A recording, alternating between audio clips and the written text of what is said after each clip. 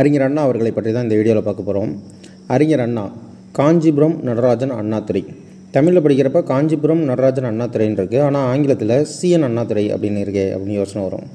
அப்போதைக்கு காஞ்சிவரம் நடராஜன் அண்ணாதுரை, அதுதான் சிஎன் அண்ணாதுரை அப்படின்னு பேராக இருந்துச்சு. நம்ம தற்போதைக்கு காஞ்சிபுரம் கே அப்படின்னு ஆரம்பிக்கிறோம். பேர்லேயே காஞ்சிபுரம் நடராஜன் அப்படின்னு வந்துட்டு, தந்தை பேர் நடராஜன், தாயார் பேர் பங்காரு அம்மாள். செப்டம்பர் 15, 1909 பிறந்தவர். பிப்ரவரி 3, 1969 இயற்கை எழுதினார். இவருடைய முதல் சிறுகதை கொக்கரக்கோ.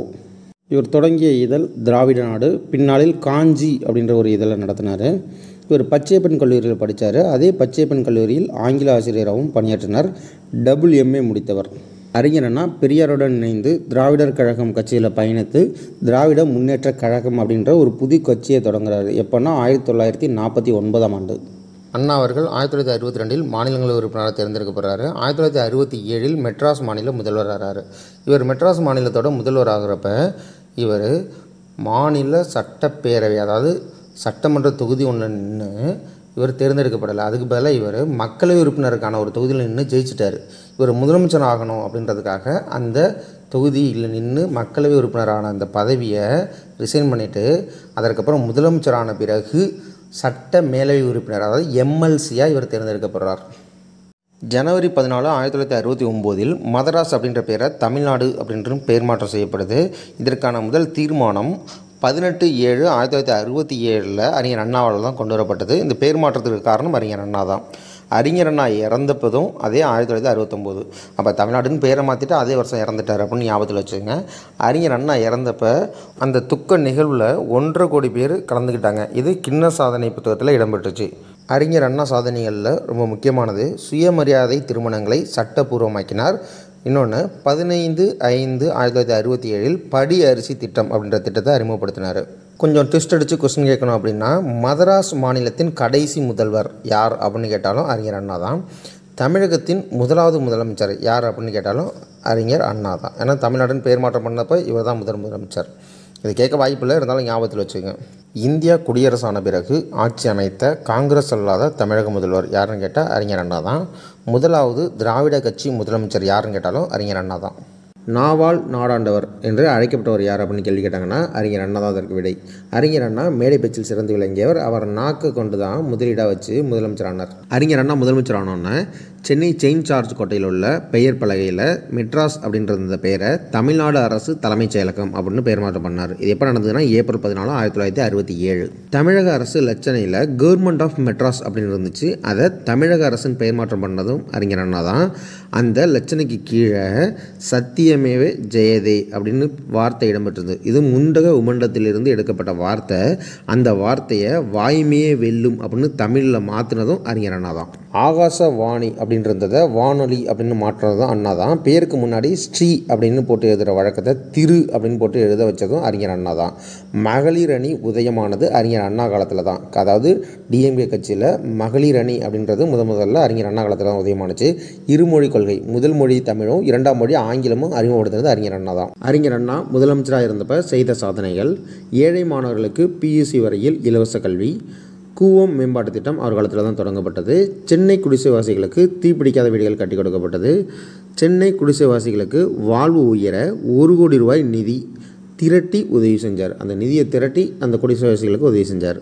புன்செய் நிலங்களுக்கு நிலவரி ரத்து செய்தார். தனியார் பேருந்துகளை அரசுடைமையாக்கும் பணி அறிஞர் அண்ணா காலத்தில் தான் தொடங்கி வைக்கப்பட்டது. 1967 நீண்ட தூர விரைவு பேருந்துகளை அறிஞர் அண்ணா அரசுடைமையாக்கினார்.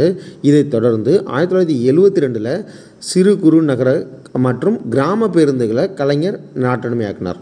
பேருந்துகளை நாட்டுடைமையாக்கும் திட்டத்தை தொடங்கி வைத்தவர் யாருன்னு கேட்டாங்கன்னா அனைத்து பேருந்துகளையும் நாட்டுடைமையாக்கியவர்னு கேட்டால் கலைஞர் அப்படின்னு வச்சுக்கலாம். பேருந்துகளில் திருக்குறள் இடம்பெறணும் அப்படின்னு திருக்குறளை பொறிப்பு செய்தவர் அறிஞர் அண்ணா. சென்னையில் 2வது உலகத்தமிழ் மாநாட்டை நடத்தியவர் அறிஞர் அண்ணா. பள்ளியில் NCC அணியில் இந்தி சொற்கள் இருக்கக்கூடாது, அதனால் நீக்கம் செய்யணும் அப்படின்னு நீக்கம் பண்ணதும் அறிஞர் அண்ணா தான். அறிஞர் அண்ணா முதலமைச்சராக இருந்தப்போ தான் விதவை திருமணம் செய்து கொள்வோருக்கு வேலைவாய்ப்பில் முன்னுரிமை அளிக்கப்பட்டது. சீரணி என்னும் சமூக சேவை அமைப்பு தொடங்கப்பட்டது. கலப்பு திருமணம் செய்வோருக்கு தங்க விருது வழங்கப்பட்டது. பல்கலைக்கழகங்களில் திருக்குறள் ஆராய்ச்சி செய்ய நிதி ஒதுக்கீடு செய்யப்பட்டது. அரசு அலுவலகங்களில் கடவுள் படங்களை நீக்க ஆணை பிறப்பிக்கப்பட்டது. மனசாட்சியின் மீது ஆணையிட்டு பதவியேற்கும் நடைமுறையை தொடங்கி வைத்தவர் அண்ணா. சென்னையில் கலைவாணர் NS கிருஷ்ணனுக்கு சிலை அமைத்தார். இந்த நிகழ்வு 14/1/1969 அன்று நடைபெற்றது. அண்ணா பங்கேற்ற இறுதி பொது நிகழ்ச்சி இதுதான். ஏழைகளுக்கு நிலப்பட்டா வழங்கினார். வீராணம் ஏரி குடிநீர் திட்டத்திற்கு ஒப்புதல் அளித்தது முதல்ல அண்ணா தான் 1967. ஆனால் அந்த திட்டம் நிறைவேற்றப்பட்டது 2004ஆம் ஆண்டு ஜெயலலிதா ஆட்சி காலத்தில் தான். இவ்வளோ நாள் கழித்து அந்த திட்டம் நிறைவேறினது 2004. திமுக ஆட்சியை பிடித்து அண்ணா முதல்வரானதற்கான காரணங்கள் என்னன்றதான் பார்க்க போகிறோம். 1949ஆம் ஆண்டு திமுக உருவாக்கப்பட்டது. அதாவது திகாவில் பெரியாரோட பயணித்த அண்ணா திராவிட முன்னேற்ற கழகம் அப்படின்ற புதிய கட்சியை 1949 உருவாக்குறார். 1949ஆம் ஆண்டு திமுக உருவாக்கப்பட்டிருந்தாலும் 1952ஆம் ஆண்டு தேர்தலில் திமுக பங்கு பெறவில்லை. 1957ஆம் ஆண்டு 15 இடங்களில் வெற்றி பெற்றுச்சு. 1962ஆம் ஆண்டு 50 இடங்களில் வெற்றி பெற்று மெட்ராஸ் மாநில சட்டமன்றத்தில் முக்கிய எதிர்க்கட்சியாக பங்கு பெற்றுச்சு. 1967ஆம் ஆண்டு சட்டமன்ற தேர்தலில் திமுக வெற்றி பெற்று முதலமைச்சரானார் அண்ணா. இதில் ஆச்சரியமான விஷயம் என்னென்னா 1967ஆம் ஆண்டு சட்டமன்ற தேர்தலில் மாநில சட்டமன்ற தொகுதி எதுலேயுமே அண்ணா நிற்கலை. அதுக்கு பதிலாக தென் சென்னை நாடாளுமன்ற உறுப்பினர் பதவிக்கு நின்று அண்ணா ஜெயிச்சிட்றாரு. அதாவது மக்களவை உறுப்பினராக அண்ணா ஜெயிச்சிட்றாரு. இந்திய அரசியலமைப்புப்படி மக்களவை உறுப்பினராக இருக்கிற ஒருவர் ஒரு மாநிலத்தின் முதலமைச்சராக ஆக முடியாது. அதனால் அந்த பதவியை இவர் ரிசைன் பண்ணிவிட்டு தமிழ்நாடு அதாவது மெட்ராஸ் மாநிலத்தோட முதலமைச்சராக பதவியேற்கிறாரு. மெட்ராஸ் மாநிலத்தின் முதல்வராக பதவியேற்ற ஒருவர் 6 மாதத்திற்குள் ஒரு சட்ட மேலவை அல்லது சட்ட கீழவை உறுப்பினராக ஆகணும். அப்போ சட்ட மேலவை இருந்துச்சுல்ல, எம்ஜிஆர் பீரியடில் தானே கலைச்சாங்க. அதனால் அப்போ சட்ட மேலவை இருந்துச்சு. அண்ணா 1967 முதலமைச்சர் ஆனோன்னே அவர் சட்டமன்ற மேலவை உறுப்பினரானார். அதாவது MLC பதவிக்கு தான் தேர்ந்தெடுக்கப்பட்ட அப்போதைக்கு முதலமைச்சராக பதவி வகிச்சிருந்தார். அண்ணா முதல்வரானதற்கான காரணங்கள். அப்போதைக்கு இந்திய எதிர்ப்பு போராட்டம் தான் ரொம்ப முக்கியமான காரணம். மத்தியில் லால் பகதூர் சாஸ்திரி பிரதமராக இருக்கார். மாநிலத்தில் பக்தாச்சலம் முதலமைச்சராக இருக்கார். அப்போ அந்த இந்திய மொழியை திணிக்கிறாங்க. அதற்கு எதிர்த்து அண்ணா தான் அதிகம் போராட்டம் நடத்தினார். அது ரொம்ப முக்கியமான காரணம். எம்ஜிஆர் MR ராதாவால் சுடப்பட்டதால் எழுந்த அனுதாபால 1967ஆம் ஆண்டு பரங்கிமலை அப்படின்ற ஒரு தொகுதியில் நின்று எம்ஜிஆர் ஜெயிச்சார். எம்ஜிஆர் முதல்ல சட்டமன்ற உறுப்பினரான ஆண்டு என்னன்னு கேட்டால் 1967. எம்ஜிஆர் சுடப்பட்டதும் திமுகவுக்கு வாக்கு சதவீதம் அதிகரிக்க ஒரு வாய்ப்பாக இருந்துச்சு. இன்னொரு முக்கியமான காரணம் காங்கிரஸுக்கு எதிராக அனைத்து எதிர்க்கட்சிகளையும் ஒன்றிணைப்பதில் அண்ணா கண்ட வெற்றி. 1967ஆம் ஆண்டு நடந்த தேர்தலில் காங்கிரஸும் திராவிடர் கழகமும் தான் கூட்டணியில் இருந்துச்சு. அதுவே திராவிட முன்னேற்ற கழகத்தோட Marxist Communist, Samyukta socialist, Tamilarasu Kazhagam, Naam Tamilar கட்சி, சுதந்திரா கட்சி, இந்திய குடியரசுக் கட்சி, இந்திய யூனியன் முஸ்லீம் லீக், தமிழ்நாடு உழைப்பாளர் கட்சி, இந்த எல்லா கட்சிகளையும் அண்ணா கூட்டு சேர்த்துட்டார். இதில் தமிழரசு கழகம் அப்படின்றது மாப்போ சிவஞானம் அவர்கள் உருவாக்கிய கட்சி. நாம் தமிழர் கட்சி அப்படின்றது சீபா ஆதித்தனார் அவர்கள் உருவாக்கிய கட்சி. அடுத்து சுதந்திரா கட்சி. இந்த சுதந்திரா கட்சி உருவாக்கியவர் ராஜாஜி அவர்கள் காங்கிரஸ்லேருந்து பிரிஞ்சு சீர்திருத்த காங்கிரஸ் அப்படின்ற பேரில் ஒரு கட்சியை தொடங்கினார். இந்த சீர்திருத்த காங்கிரஸ் அப்படின்ற கட்சி தான் பின்னாடி சுதந்திரா கட்சி அப்படின்னு பேர் மாற்றம் பண்ணார். 1964ஆம் ஆண்டு மெட்ராஸ் மாநிலத்தில் கடும் உணவு தட்டுப்பாடு, அதாவது பஞ்சம் நிலவுனுச்சு. இந்த பஞ்சத்தை யோசித்த அறிஞர் அண்ணா ₹1 3 படி அரிசி அப்படின்னு தேர்தல் வாக்குறுதியை அறிவித்தார். இதுவும் ஒரு முக்கிய காரணம் 1967ஆம் ஆண்டு வெற்றி பெற்றதுக்கு. மெட்ராஸ் மாநிலத்தில் 1967ஆம் ஆண்டு தேர்தலின்படி 234 தொகுதி, அதில் 189 தொகுதி பொது தொகுதி, 45 தனி தொகுதி. அறிஞர் அண்ணா 1935 திருப்பூரில் நடந்த செங்குந்த இளைஞர் மாநாட்டில் தான் பெரியாரை முதல்ல சந்திக்கிறார். 1935 தான் நீதி கட்சியில் தன்னை இணைச்சிக்கிறார். அறிஞர் அண்ணா 1936 சென்னை மாநகராட்சி தேர்தலில் பெத்து நாயக்கன்பேட்டை தொகுதியில் நீதி கட்சி சார்பில் நின்று போட்டியிட்டார். 1937 துறையூரில் நடந்த சுயமரியாதை இயக்க மாநாட்டை தலைமையேற்று நடத்தியவர் அறிஞர் அண்ணா. 1937 ராஜாஜிக்கு எதிராக இந்திய எதிர்ப்பு போராட்டம் நடத்தி அதற்காக சிறை தண்டனையும் பெற்றாங்க பெரியாரும் அண்ணாவும்.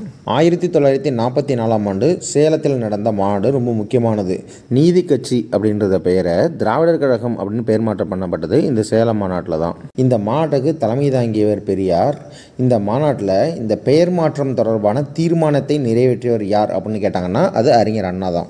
அறிஞர் அண்ணா தொடர்பான இயக்கங்கள் என்னென்ன, அவர் பங்கு பெற்ற இயக்கங்கள் என்னென்ன அப்படின்னு கேள்வி கேட்க வாய்ப்புகள் இருக்குது. நீதி கட்சியில் அவர் பங்கு பெற்றிருக்காரு, சுயமரியாதை இயக்கத்தில் அவர் இருந்திருக்காரு, திராவிடர் கழகத்தில் அவர் இருந்திருக்காரு. அதுக்கப்புறம் தான் திராவிட முன்னேற்ற கழகம் அப்படின்னு கட்சி அவர் தொடங்கினார். அறிஞர் அண்ணாவின் 102வது பிறந்த தினம் செப்டம்பர் 15, 2010 அன்று அறிஞர் அண்ணா நூற்றாண்டு நூலகம் முதல்வர் கருணாநிதி அவர்களால் திறந்து வைக்கப்பட்டது. 2009ஆம் ஆண்டு அறிஞர் அண்ணாவின் உருவம் பொறிக்கப்பட்ட 5 ரூபாய் நாணயத்தை வெளியிட்டு மத்திய அரசு சிறப்பித்தது. 1968ஆம் ஆண்டு ஏல் பல்கலைக்கழகம் செப் உறுப்பினர் அந்தஸ்தை அறிஞர் அண்ணாவிற்கு அளித்தது. இந்த செப் உறுப்பினர் அந்தஸ்தை பெறும் முதலாவது அமெரிக்கர் அல்லாதவர் யார் அப்படின்னு கேட்டாங்கன்னா அது அறிஞர் அண்ணா தான். 1968ஆம் ஆண்டு அண்ணாமலை பல்கலைக்கழகம் அறிஞர் அண்ணாவிற்கு டாக்டர் பட்டம் வழங்கியது. 68 10 கூட்டுங்க 78. 1978ஆம் ஆண்டு அறிஞர் அண்ணாவின் ஞாபகமாக அண்ணா பல்கலைக்கழகம் நிறுவப்பட்டது.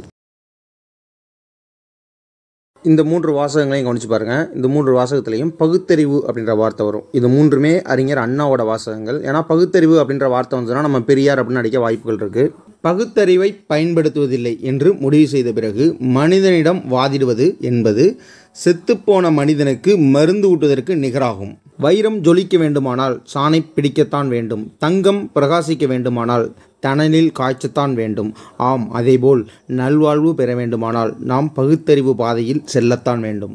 விதியை நம்பி மதியை பறிகொடுத்து பகுத்தறிவற்ற மனிதர்களாக வாழ்வது மிக மிக கேடு. நடந்தவை நடந்தவையாக இருக்கட்டும், இனி நடப்பவை நல்லவையாக இருக்கட்டும். இதுவும் அறிஞர் அண்ணாவோடது.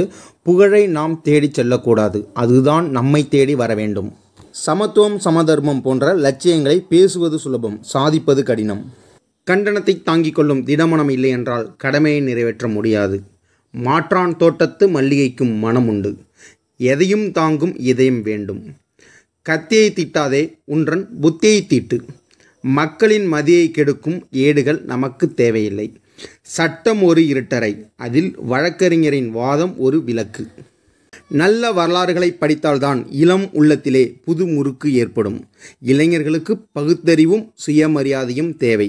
இளைஞர்கள் உரிமை போர்ப்படையின் ஈட்டி முனைகள், வன்முறை இருபக்கமும் கூறுள்ள கத்தியாகும். வாழ்க்கையில் அடிப்படை தேவைகளுக்கு அடுத்த இடம் புத்தகச்சாலைகளுக்கு தரப்பட வேண்டும்.